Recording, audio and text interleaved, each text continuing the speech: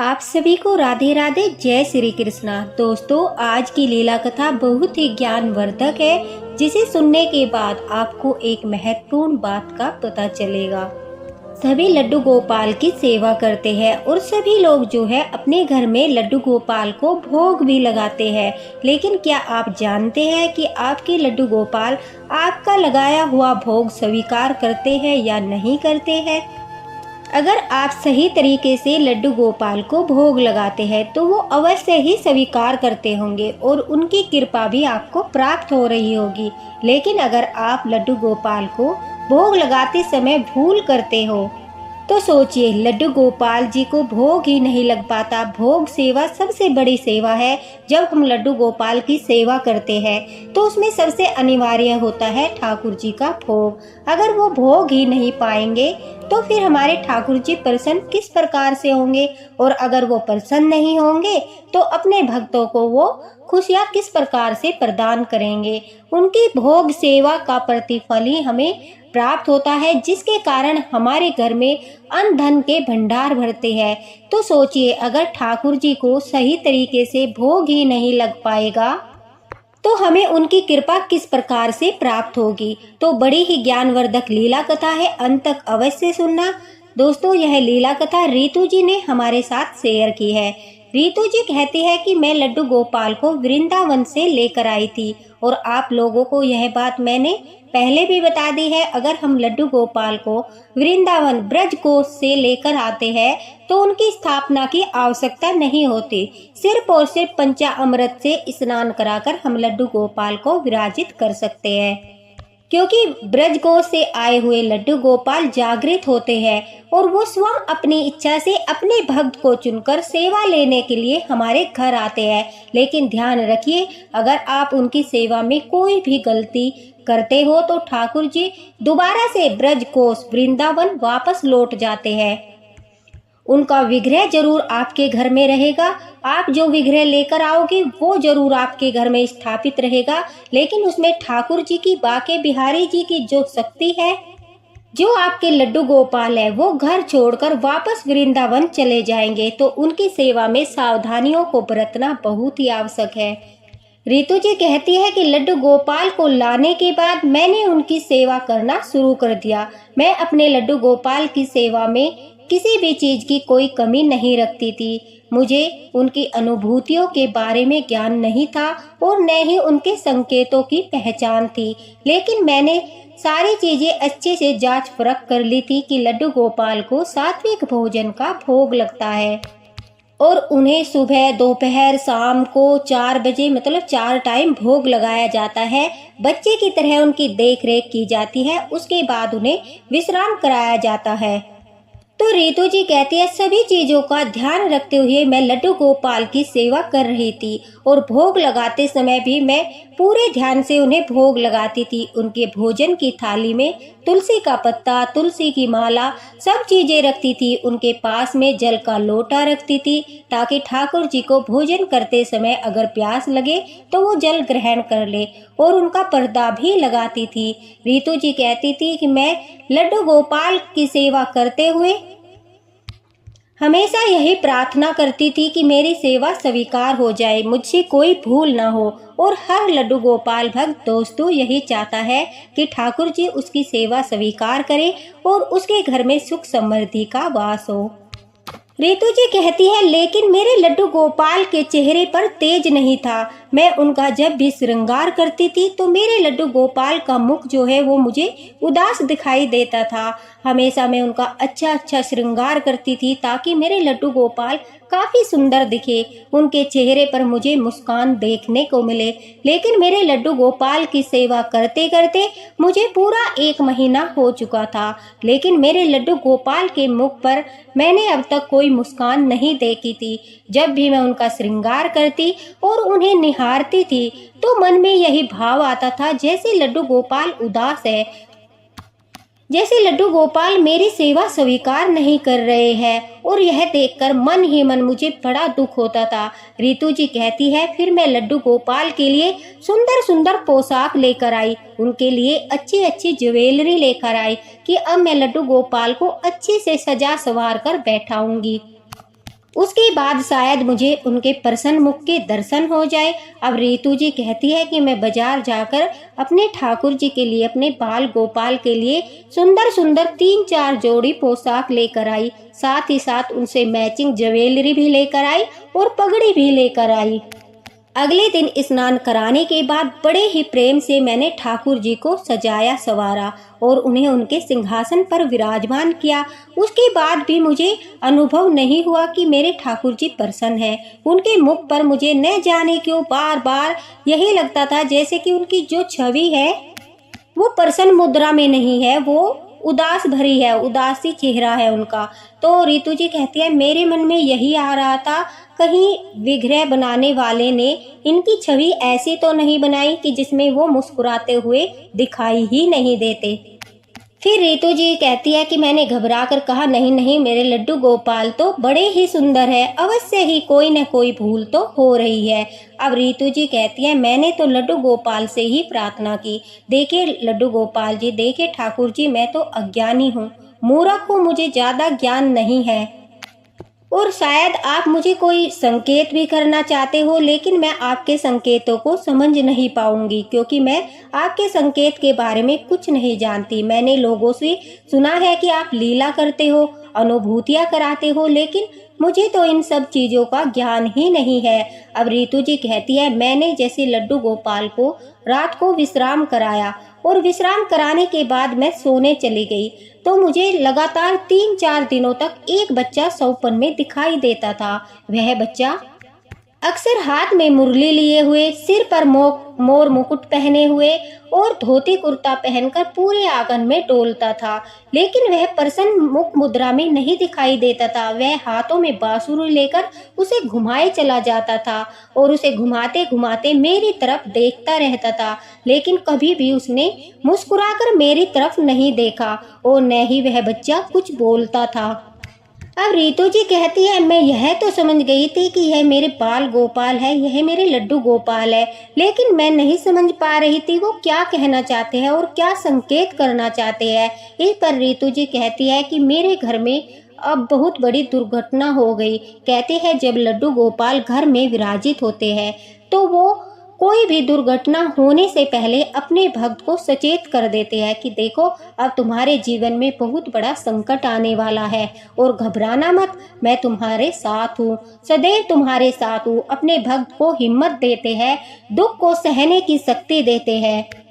दोस्तों रीतू जी कहती है कि उन्हें ऐसी कोई अनुभूति नहीं हुई, अचानक से ही उनके घर में दुर्घटना घट गई। उनकी सासू माँ को अचानक से अटैक आया और वो हमेशा के लिए उन्हें छोड़कर चली गई। जब उनकी सासू माँ का देहांत हुआ तो वो कहती है हमारे पड़ोस में ही सुमित्रा आंटी रहती है, उनके घर पर भी 2 लड्डू गोपाल है और वो लड्डू गोपाल की बहुत सेवा करती है, बाके बिहारी जी के दर्शन को भी जाती है। तो उस दौरान सुमित्रा आंटी के यहाँ ही मेरी लड्डू गोपाल की सेवा हो रही थी। जब तक 13 दिन के बाद मेरी सासू माँ की 13वीं होती तब तक लड्डू गोपाल की सेवा सुमित्रा आंटी ने की, क्योंकि उन्होंने पहले दिन ही मुझे बता दिया था कि बेटा देखो लड्डू गोपाल की सेवा जो है अब मेरे घर पर होने दो, जब तुम्हारे घर में हवन आदि हो जाएगा तब लड्डू गोपाल की सेवा प्रारंभ करना। दोस्तों अगर कोई सेवा करने वाला होता है तो यह भी बड़ी अच्छी बात होती है, क्योंकि वो ठाकुर जी को दुख के समय में अपने पास ले जाकर अच्छे से सेवा कर सकता है। उस समय तक मानसिक स्थिति भी थोड़ी भक्त की अच्छी हो जाती है और दूसरा आने जाने वाले लोगों का तांता लगा रहता है, इस वजह से लड्डू गोपाल की देखभाल सही से नहीं हो पाती। तो रीतू जी ने भी सोचा यही अच्छा होगा, तो उसने पहले दिन ही लड्डू गोपाल जी को सुमित्रा आंटी को दे दिया था। अब रीतू जी कहती है कि मेरे लड्डू गोपाल की सेवा आंटी जी ही कर रही थी। अब मेरी सासू माँ की 13वीं के बाद जब मैं लड्डू गोपाल को लेने जाने वाली थी, मतलब कि जिस दिन मैं उन्हें लेकर आने वाली थी उससे पहले दिन रात के समय रीतू जी कहती है मुझे सपने में फिर से वही बच्चा दिखाई दिया। अब वह बच्चा बड़ा ही उदास होकर सीढ़ियों पर बैठा हुआ था और आश्चर्यजनक बात यह है कि वह बच्चा सुमित्रा आंटी की सीढ़ियों पर बैठा था। जैसे ही मैं उस बच्चे को अपने घर की ओर लेकर आती हूँ तो वह मुझसे हाथ छुड़ाकर सुमित्रा आंटी के घर जाने लगता है। तभी रितु जी कहती है, मैं उसे कहती हूँ कि बेटा चलो मेरे साथ चलो, अपने घर वापस चलो। तभी वह बच्चा कहता है, गुस्से से नजरें उठाकर रितु जी की तरफ देखता है और रितु जी कहती है, वो मुझे कहता है, नहीं मैं तुम्हारे साथ नहीं जाऊंगा, तुम मुझे भूखा रखती हो, तुम मुझे खाना नहीं खिलाती, इतने महीनों से मैं तुम्हारे साथ हूँ लेकिन मैं भूखा हूँ, तुम मुझे भोजन क्यों नहीं कराती? सुमित्रा आंटी मुझे बहुत अच्छा भोजन कराती है, मैं उन्हीं के पास रहूंगा, मैं तो हमेशा उन्हीं के संग रहूंगा। यह सुनकर झटके से वह बच्चा हाथ छुड़ाकर दौड़कर सुमित्रा आंटी के घर चला जाता है। रितु जी कहती है, अचानक से मेरी आंखें खुलती है लेकिन मैं समझ नहीं पाती। मुझे यह ज्ञात हो गया था कि वो लड्डू गोपाल है और सुमित्रा आंटी की सेवा से वो प्रसन्न है, लेकिन वो मुझे इस प्रकार से क्यों बोल रहे हैं कि तुम मुझे भूखा रखती हो, तुम मुझे भोग नहीं लगाती, मैं तुम्हारे साथ नहीं जाऊंगा। यह बात सुनकर रितु जी रोने लगती है और कहती है, लड्डू गोपाल अवश्य ही मुझसे कोई भूल हुई है, तभी तो आप मुझे इस प्रकार से डांट रहे हो, मेरे साथ आने से मना कर रहे हो और यह मेरा दुर्भाग्य है कि आप मुझे मना कर रहे हो, कि आप मेरे साथ नहीं रहना चाहते। मुझसे अवश्य ही कोई बड़ी भूल हो गई होगी, लेकिन मैं आपसे माफ़ी मांगती हूँ, आप मेरा मार्गदर्शन कीजिए। आप तो बड़े करुणा निधान हैं, आप तो बड़े दयावान हैं। रितु जी कहती है, शायद लड्डू गोपाल ने मेरी प्रार्थना मेरे घर से ही सुमित्रा आंटी के घर पर सुन ली और जब मैं उन्हें लेने के लिए गई तभी सुमित्रा आंटी ने मंदिर की ओर इशारा करते हुए कहा कि वहां से लड्डू गोपाल को उठा लो। अब रितु जी कहती है, जैसे ही मैं मंदिर में प्रवेश करके लड्डू गोपाल को लेकर आई तो अपने घर लाकर मैंने उन्हें आराम से बैठा दिया, लेकिन उनके हाथ में उनकी मुरली नहीं थी। जैसे ही मैंने देखा तो मैंने सोचा शायद उनकी मुरली गलती से सुमित्रा आंटी के घर पर रह गई। अब वो दोबारा से मुरली लेने के लिए सुमित्रा आंटी के घर जाती है और वहां जाकर कहती है, आंटी मेरे लड्डू गोपाल की मुरली यहीं पर छूट गई, कृपा करके वो दे दीजिए। तभी सुमित्रा आंटी कहती है, अरे हाँ बेटा, वो मैंने लड्डू गोपाल को भोग लगाया था ना, और तुम्हें तो पता है जब उन्हें भोग लगाते हैं तो उनकी मुरली उनके पास ही सम्मान पूर्वक नीचे रख देते हैं, वरना लड्डू गोपाल भोग स्वीकार नहीं करते। यह सुनकर ही रितु जी चौंक जाती है और कहती है कि आंटी ऐसा क्यों, लड्डू गोपाल की बांसुरी उनके हाथों से क्यों ले ली जाती है? तभी सुमित्रा आंटी कहती है कि बेटा, जब ठाकुर जी का कहीं पर भी मंदिर देख लो गर्भगृह में भोग लगता है तो ठाकुर जी की बांसुरी सम्मान पूर्वक उनके हाथ से लेकर उनके पास रख दी जाती है, ताकि वो अपने हाथों से आराम से भोजन कर सके। अगर उनके हाथ में बांसुरी होगी तो ठाकुर जी को अपनी बांसुरी से इतना अधिक प्रेम है कि जब उनके हाथों में बांसुरी होती है तो वो उसे बजाते रहते हैं। इसलिए विश्राम के समय, स्नान के समय और भोजन कराते समय, तीनों समय बांसुरी को उनके हाथ से लेकर सम्मान पूर्वक नीचे रख देना चाहिए, उन्हीं के पास नीचे रख देना चाहिए और कहना चाहिए, ठाकुर जी अब आराम से आप भोग ग्रहण कीजिए या विश्राम कीजिए या स्नान कीजिए, तब तक बांसुरी को भी विश्राम करने दीजिए। तभी ठाकुर जी भोग पाते हैं, स्नान करते हैं और विश्राम करते हैं। अगर बांसुरी उनके पास होगी तो न वे भोजन खाएंगे, न ही वो विश्राम करेंगे और न ही वो स्नान करेंगे, इसलिए वो सेवा स्वीकार नहीं होती। और जब लड्डू गोपाल भूखे रहेंगे इस प्रकार से तो वो प्रसन्न भी नहीं होंगे, हमारी भोग सेवा भी नहीं लगेगी। दोस्तों, शायद आप जानते होंगे जो हमारे ठाकुर जी या लड्डू गोपाल जी है, उनकी जो बांसुरी है उनका नाम सम्मोहिनी है और दूसरा नाम महानंदा है। सम्मोहिनी के हाथों में होते हुए भला कृष्णा जी भोजन कैसे कर सकते हैं? वो तो मोहित होकर मुरली बजाते रहते हैं और उसकी धुन में खोए रहते हैं, क्योंकि मुरली की धुन श्री राधा रानी जी को बड़ी प्रिय है। तो अपनी राधा रानी के लिए हर पल वो मुरली की धुन में खोए रहते हैं। इसलिए इस बात का विशेष ध्यान रखना चाहिए, जब भी आप उन्हें विश्राम कराओ तो मुरली उनके हाथों से लेकर सम्मान पूर्वक उनके पास रख दो। जब भी आप उन्हें भोजन कराओ तब भी मुरली उनके हाथों से लेकर उनके पास रख दीजिए। अब यह बात सुनने के बाद रितु जी कहती है, मुझे तो बड़ी तेज धक्का लगा और मैंने सौपन के बारे में आंटी जी को बताया। तभी आंटी जी ने कहा कि बेटा, वो लड्डू गोपाल है, वो बार बार तुम्हें संकेत कर रहे हैं, सौपन में दिखा रहे हैं, मुरली को घुमा रहे हैं, तुम समझ नहीं पाई? वो कहना चाहते हैं कि वो भूखे रहते हैं। अगर जब तक उनकी मैया उनके हाथ से मुरली लेकर नहीं रखेगी तब तक वो नटखट शैतान हमारे कृष्ण कन्हैया मुरली बजाते रहेंगे, न भोजन करेंगे न ही विश्राम करेंगे। इस वजह से वो तुम्हें संकेत कर रहे हैं, तुम्हें अनुभूति करा रहे हैं। यह तुम्हारा सौभाग्य है कि स्वयं ठाकुर जी बार बार तुम्हें संकेत कर रहे हैं। रितु जी कहती है, लड्डू गोपाल से मैंने प्रार्थना की थी कि मेरा मार्गदर्शन कीजिए, और देखिए उन्होंने तुरंत मेरा मार्गदर्शन किया और इतना बड़ा रहस्य मुझे बतलाया। रितु जी कहती है, मैंने घर जाते ही लड्डू गोपाल से माफ़ी मांगी और कहा कि मेरे लल्ला, मेरे कन्हैया, मेरे ठाकुर, तुम इतने दिनों से मेरे घर में हो, मैंने हर चीज़ का बड़े प्रेम से ध्यान रखा, लेकिन तुम इतने दिनों से भूखे हो, मुझे बार बार संकेत कराते हो, अनुभूति कराते हो। मैं अज्ञानी समझ नहीं पाई, क्योंकि न ही मैं संकेतों के बारे में जानती हूँ न ही मैं अनुभूतियों के बारे में जानती हूँ, लेकिन तुमने एक गुरु बनकर मेरा मार्गदर्शन किया।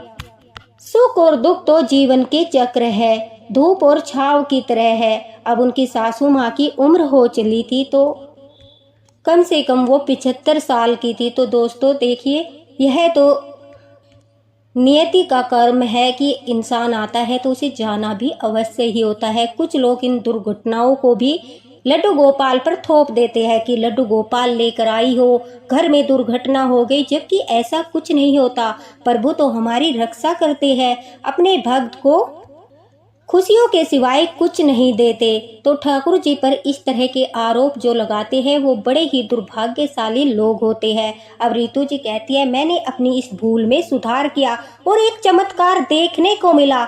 अब मैं लड्डू गोपाल का जब भी श्रृंगार करती थी तो मेरे लड्डू गोपाल की छवि इतनी मनमोहक और प्यारी लगती थी, जिसे देखकर ऐसा लगता था जैसे लड्डू गोपाल मेरी तरफ मुस्कुरा रहे हो, मैं उन्हें निहारती रहूं, उनके पास से मैं अपनी नज़रें नहीं हटा पाती थी। यही लड्डू गोपाल थे, ये वही लड्डू गोपाल थे जो कुछ दिनों पहले हमेशा उदासी भरे चेहरे से मुझे अनुभूति कराते थे, जिनका चेहरा हमेशा खुशी से खिलने की बजाय उदास रहता था। अब उन्हीं लड्डू गोपाल का चेहरा मेरा मन मोह लेता है। इतनी सुंदर छवि लगती है कि हर पल मैं लड्डू गोपाल को सजाने संवारने में लगी रहती हूँ, उन्हें काला टीका लगाती हूँ, कहीं मेरे ठाकुर जी को नजर न लग जाए।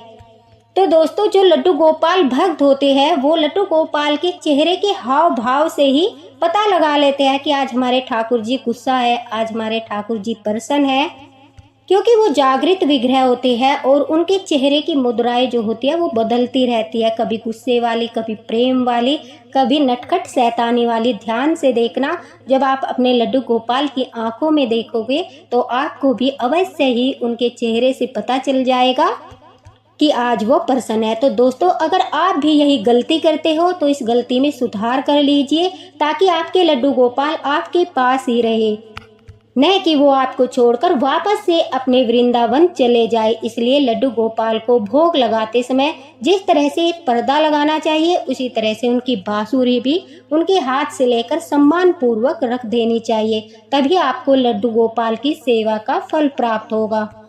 रितु जी कहती है, अब ठाकुर जी की कृपा से मेरे घर में सुख समृद्धि का वास है, हमारे घर में पूरी खुशियां है, किसी प्रकार की कोई समस्या नहीं है। लड्डू गोपाल लीलाएं भी करते हैं, अनुभूति भी कराते हैं, और अगर कोई भूल हो जाती है तो सपने में आकर गुरु की तरह डांट कर मार्गदर्शन भी करते हैं। तो दोस्तों, इस लीला कथा के माध्यम से बड़ी ही अच्छी जानकारी आप लोगों तक पहुंची है। यह शायद हमारे लड्डू गोपाल की ही इच्छा है। तो उनकी इच्छा को शिरोधार्य करते हुए, उनकी इच्छा को मानते हुए अपनी लड्डू गोपाल सेवा में इस नियम को जरूर अपनाएं और देखना लड्डू गोपाल की कृपा आपके परिवार पर अवश्य ही होगी। इसी के साथ राधे राधे, हरे कृष्णा। मिलते हैं अगले वीडियो में लड्डू गोपाल की प्यारी सी लीला कथा के साथ। वीडियो को ज़्यादा से ज़्यादा शेयर करना ताकि सभी को लड्डू गोपाल की इस रहस्य के बारे में पता चले।